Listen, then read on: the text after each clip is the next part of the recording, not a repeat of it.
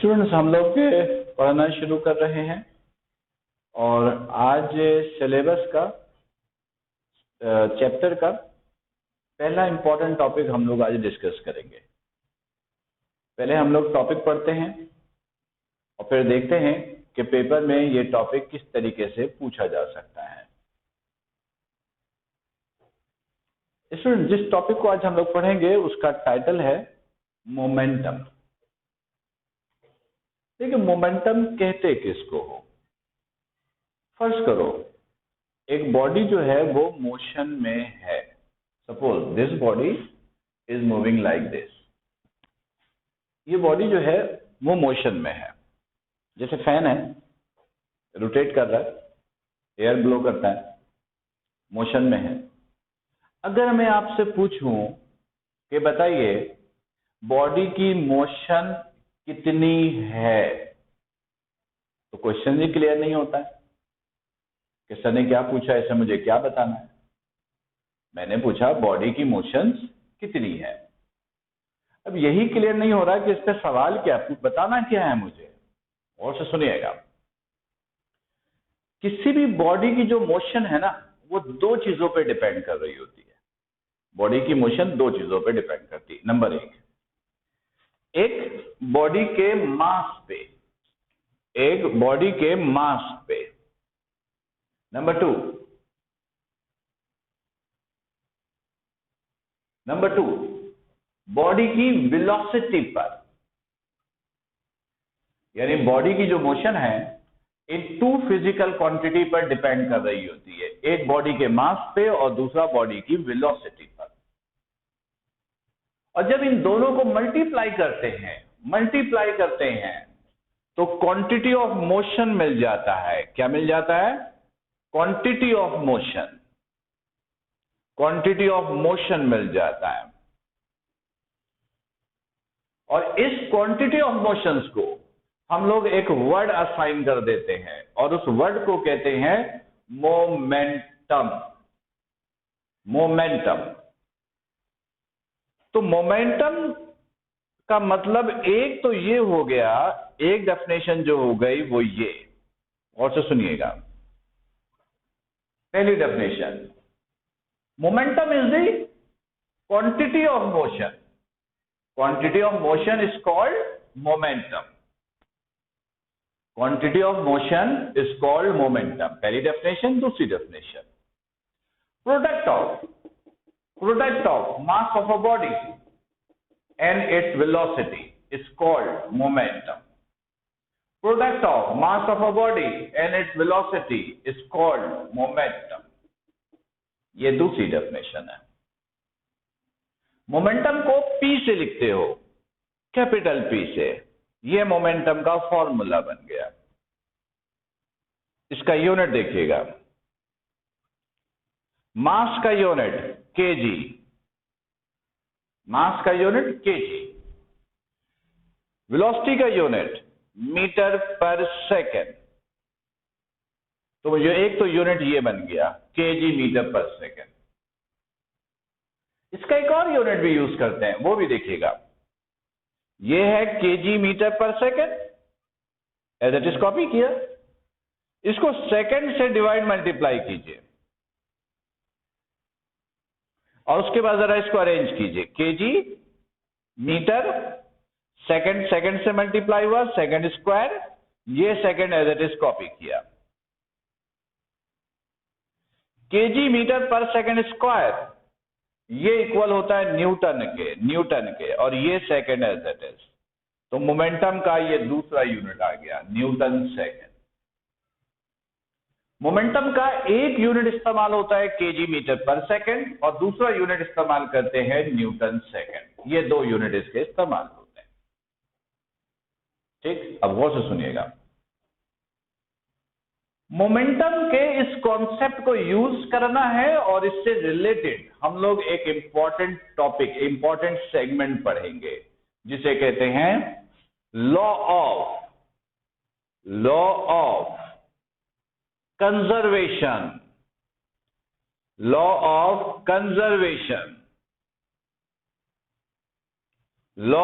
Conservation of momentum, of momentum, यानी इस topic को एक्चुअल में हमने पढ़ना है आज।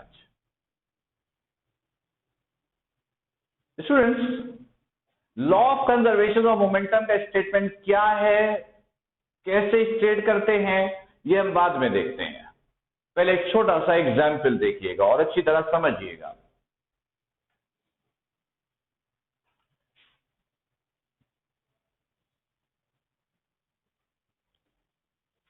इधर देखिएगा, फर्ज कीजिए कि आपके पास ये टू डिफरेंट बॉडी है, पहला बॉडी, ये दूसरा बॉडी।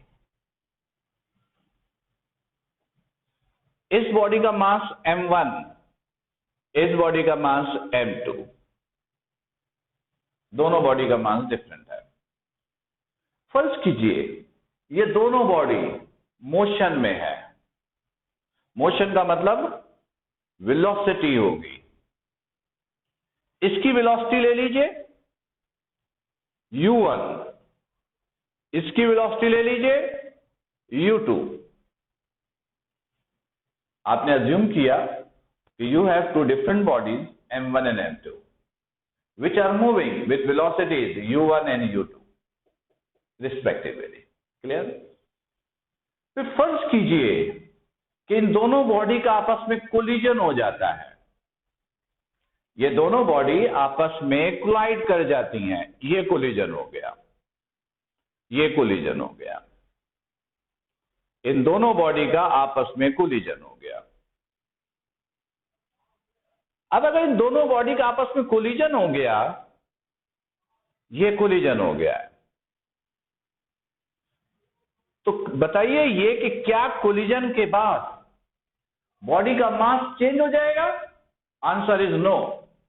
जब बॉडी कोलिजन करता है तो कोलिजन से पहले और बाद मास में कोई तब्दीली नहीं आती, मास तो वही होगा। इसका मास पहले भी m1, अब भी m1, इसका मास m2, अब भी m2।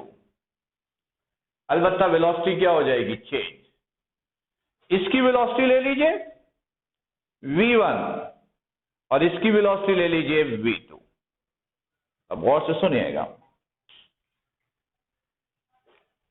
जब इन दोनों बॉडी ने कोलिजन किया तो दोनों ने एक दूसरे पे फोर्स अप्लाई की होगी। जब इन दोनों बॉडी ने कोलिजन किया तो दोनों ने एक दूसरे पे फोर्स अप्लाई की होगी। अज्यूम कीजिए इस बॉडी ने इस पे जो फोर्स अप्लाई की वो है F1,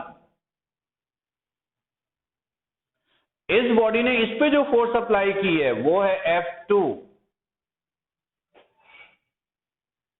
अगर आप इसकी अप्लाइड फोर्स को एक्शन बोलोगे तो इसकी अप्लाइड फोर्स को रिएक्शन बोलोगे, या अगर इसकी अप्लाइड फोर्स को एक्शन बोलोगे तो इसकी अप्लाइड फोर्स को रिएक्शन बोलेंगे। Newton third law of motion में आपने पढ़ा, हर एक्शन का रिएक्शन होता है, एक्शन रिएक्शन इक्वल होता है और डायरेक्शन क्या होती है? ऑपोजिट होती है। तो Newton third law of motion को यूज करो और यहां पर एक मैथमेटिकल कंडीशन लिखो। तो मैंने लिखा by using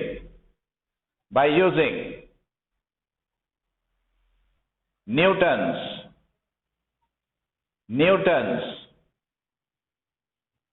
third law of motion,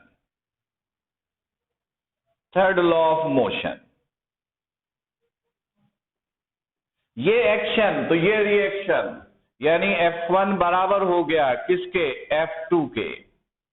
direction opposite, अगर ये प्लस का तो ये माइनस का, ये माइनस का तो ये प्लस का।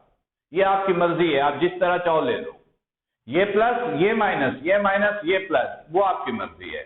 हमने इसको कहा प्लस और इसको कहा माइनस और इसे कहा इक्वेशन नंबर 1। करेक्ट। स्टूडेंट्स, अब हम लोग क्या करेंगे,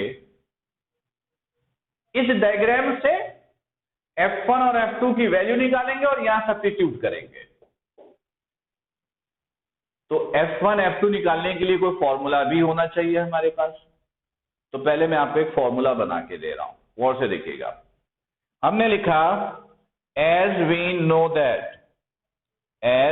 know that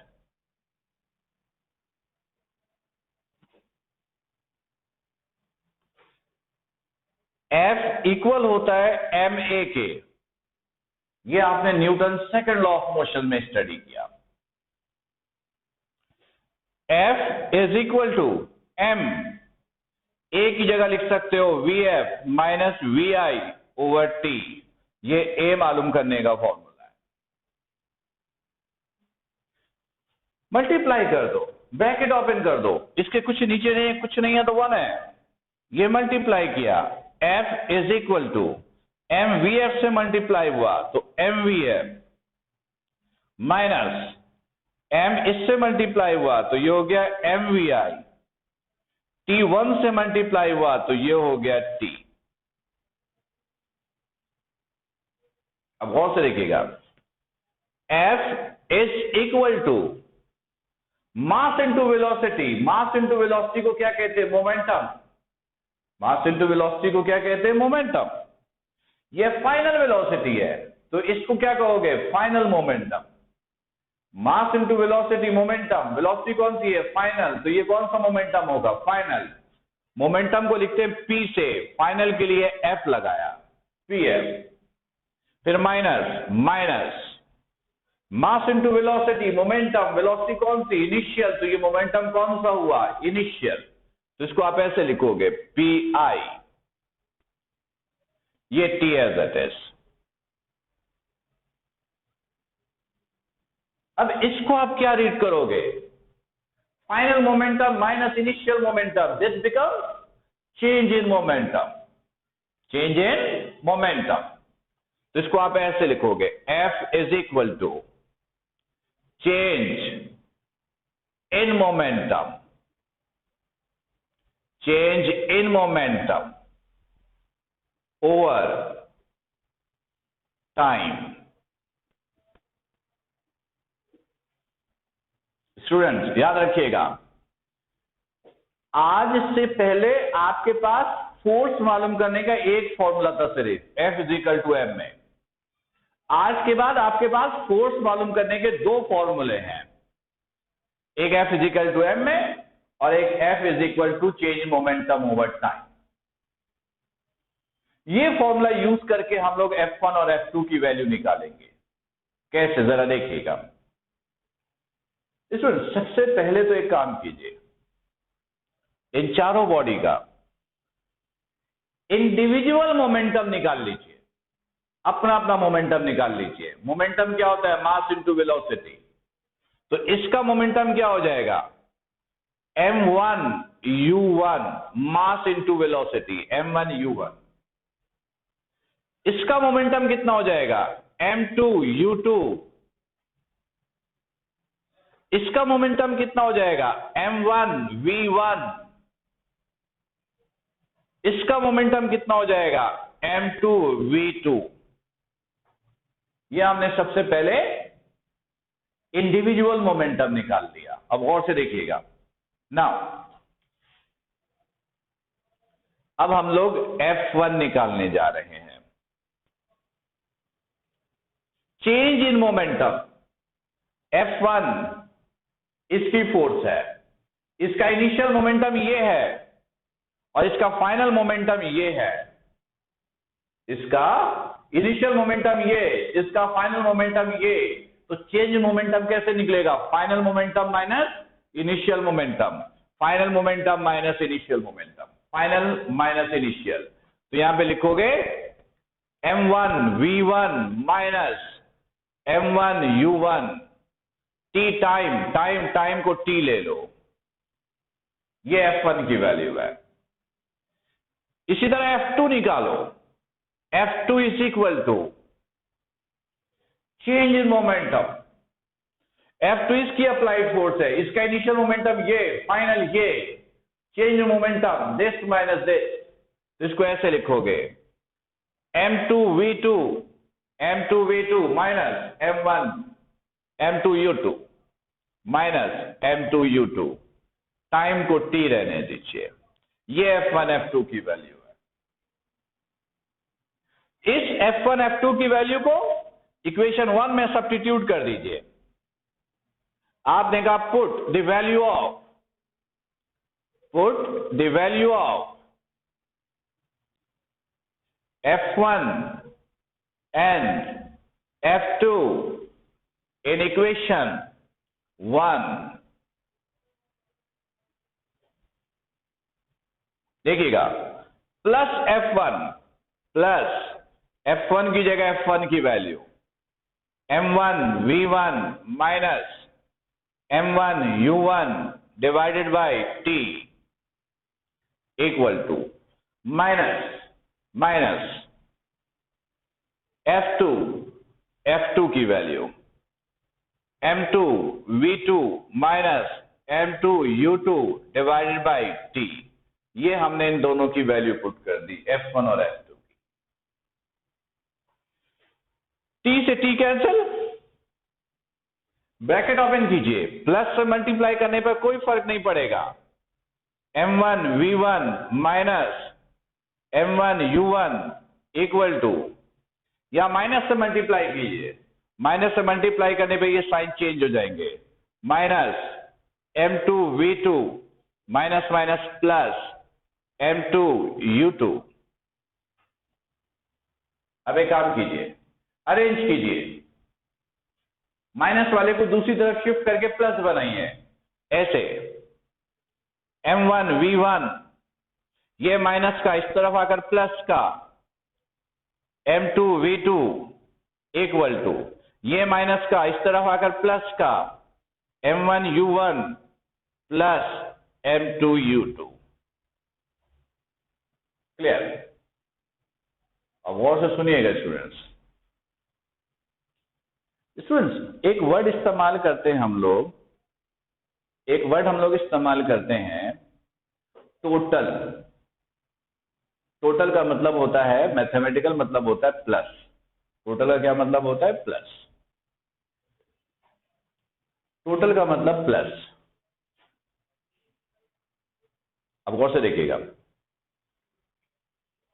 यहां पर हो रहा है कोलिजन, यहां पर क्या हो रहा है? कोलिजन। इससे ऊपर बिफोर कोलिजन, इससे नीचे आफ्टर कोलिजन। अच्छा, अब इससे ऊपर दो बॉडी है, ये और ये, इन दोनों के मोमेंटम को प्लस करो, इसको और इसको प्लस करो। प्लस करने से क्या आएगा? Total momentum. कोलिजन से पहले का है तो बोलोगे टोटल मोमेंटम बिफोर कोलिजन। फिर देखो, टोटल का मतलब होता है प्लस, आप इन दोनों को प्लस करो, इसको और इसको प्लस करोगे तो क्या मिलेगा? Total momentum. और ये दोनों कोलिजन से पहले है, यहां पे कोलिजन हो रहा है तो ये दोनों इससे पहले है। तो टोटल मोमेंटम बिफोर कोलिजन किसको बोलोगे? M1 U1 plus M2 U2। इसको पढ़ोगे टोटल मोमेंटम बिफोर कोलिजन। फिर देखिएगा, M1 U1 plus M2 U2, इसको आप क्या पढ़ोगे? Total momentum before collision. इसको आपने पढ़ा टोटल मोमेंटम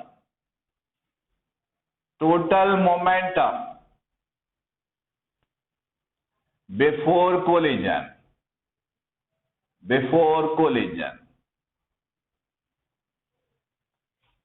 इसी तरह ये आफ्टर कोलिजन है, तो इन दोनों को प्लस करोगे, इसको और इसको, तो ये क्या कहलाएगा? ये कहलाएगा total momentum after collision.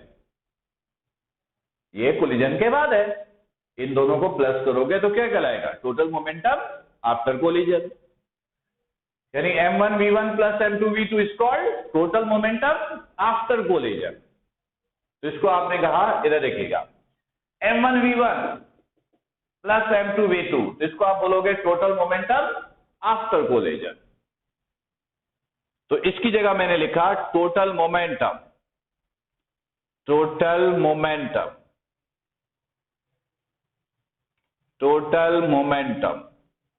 After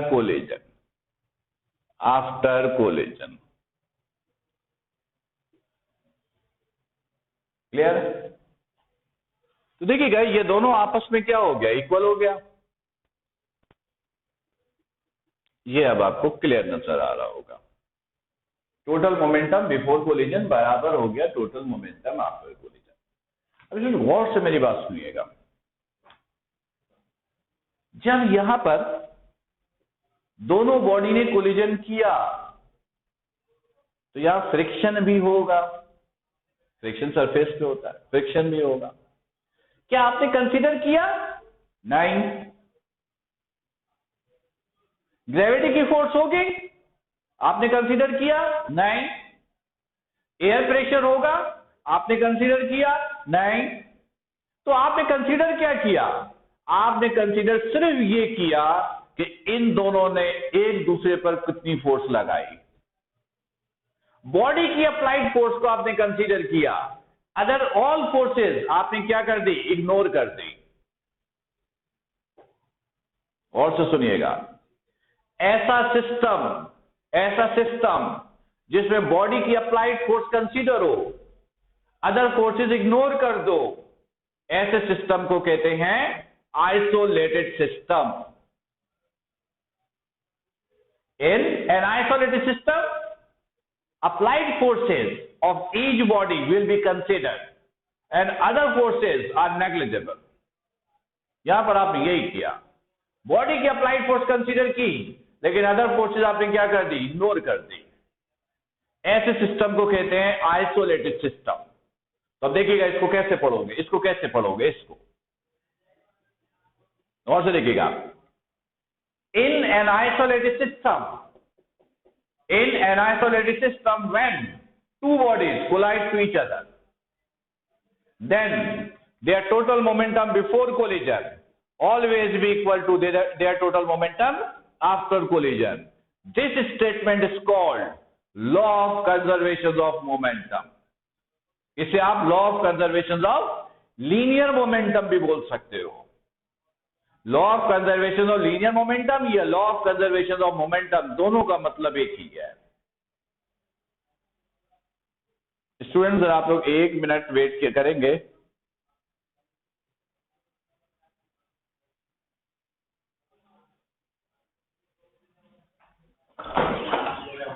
भाईजान इधर क्लास हो रही है।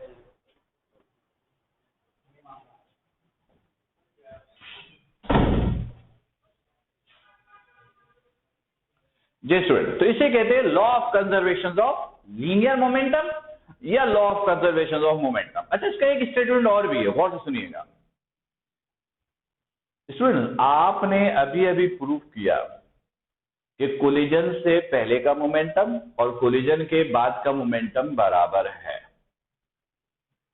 तो इसका मतलब आप ये कहना चाह रहे हो कि कोलिजन से पहले का मोमेंटम और कोलिजन के बाद का मोमेंटम चेंज नहीं होता है। चेंज नहीं होने का मतलब आप बोलना चाह रहे हो कांस्टेंट होता है।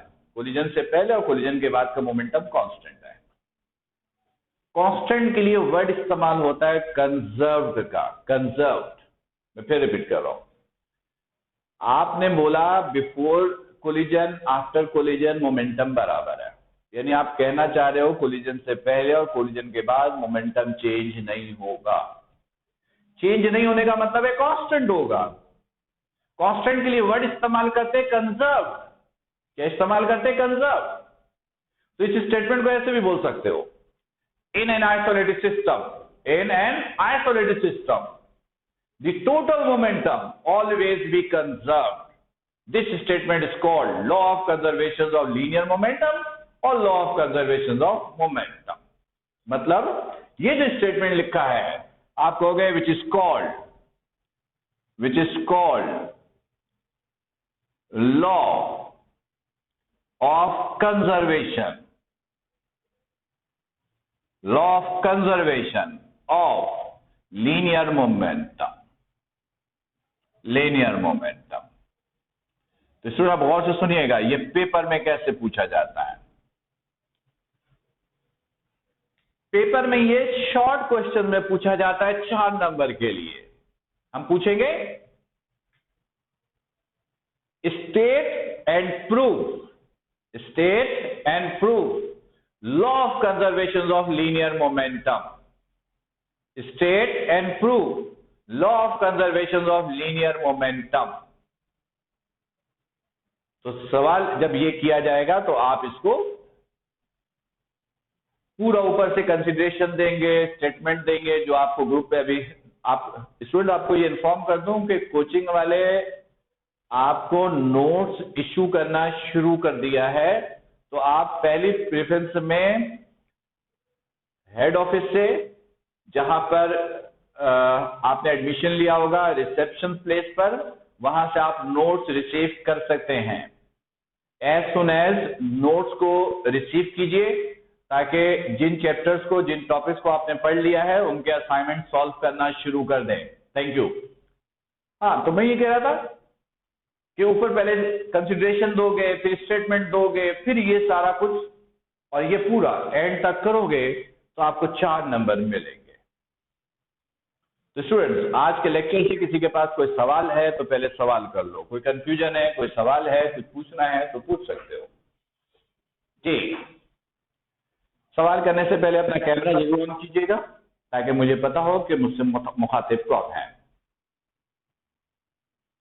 जी स्टूडेंट्स, किसी के पास कोई सवाल, कोई कंफ्यूजन है तो पूछ सकते हैं।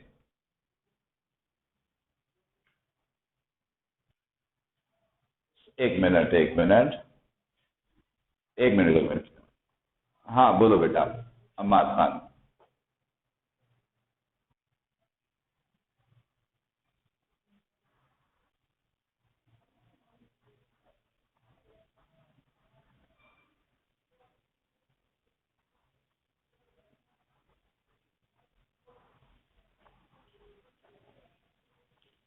सही है।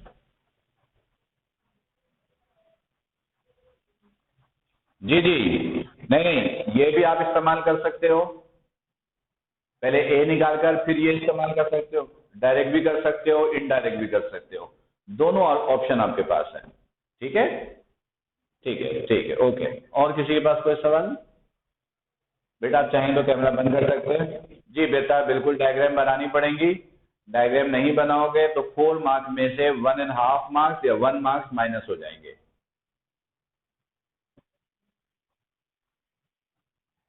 जी जी जी, यानी जब आप इसको लिखोगे तो यहाँ पर तो वर्डिंग नजर नहीं आ रही है ना, तो पहले लॉ का स्टेटमेंट होगा, फिर कंसिडरेशन होगी, फिर ये फिगर बनेगा और फिर ये सारा काम होगा। तो कोचिंग वाले नोट्स आपको इश्यू कर रहे हैं। जिन बच्चों का एडमिशन हो गया है वो हेड ऑफिस से जाकर अपने नोट्स रिसीव कर सकते हैं। वो रिसीव कीजिए, ताकि उसके अंदर ये सारी चीजें मौजूद होंगी। ठीक है जी। और कोई सवाल? तुमने नोट्स कब लिया? अच्छा, आज ही लिया है। अगर नोट्स नहीं मैं चेक करता हूं, अगर नहीं बना होगा तो आप डायग्राम बना लीजिएगा। ठीक है ठीक है ठीक है, उससे कोई इशू नहीं है, उससे कोई इशू नहीं है। हेडिंग तो कुछ भी पढ़ सकती हैं। ठीक है। और कोई सवाल?